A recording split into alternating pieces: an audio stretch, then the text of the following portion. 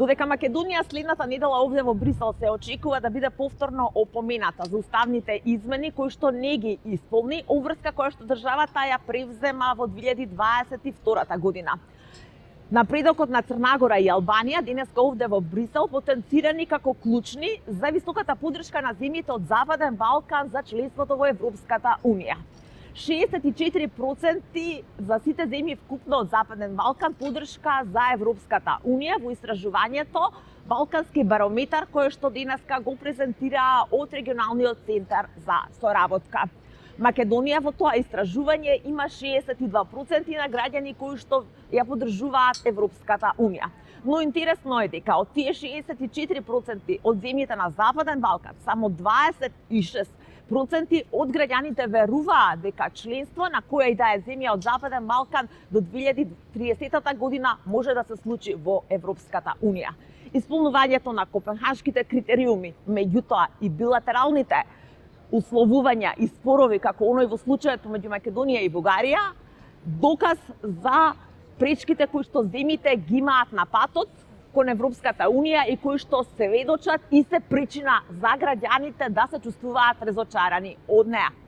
A reminder that citizens are watching. Граѓаните гледаат и не веруваат во чуда. Нивната надеж повторно расте, но истовремено мора да биде оправдана и заштитена.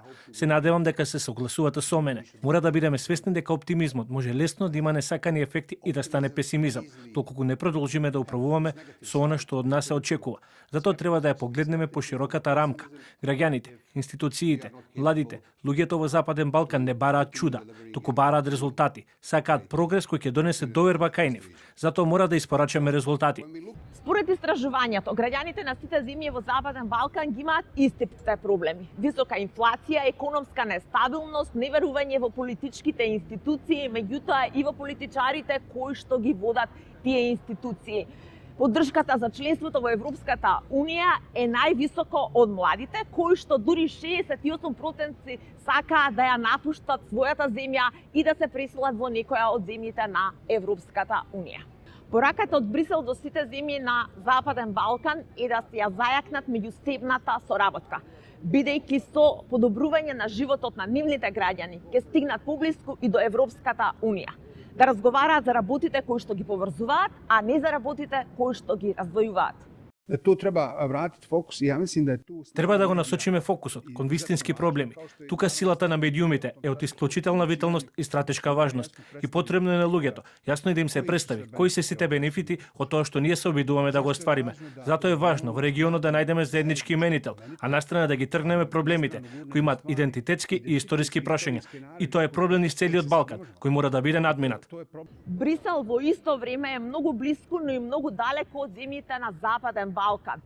Блиску, бидејќи сите тие имаат стратешка цел да станат членки на Европската Унија, меѓутоа далеку поради долгиот интегративен процес. За телевизија 24 од Брисел, Душица Мрѓа.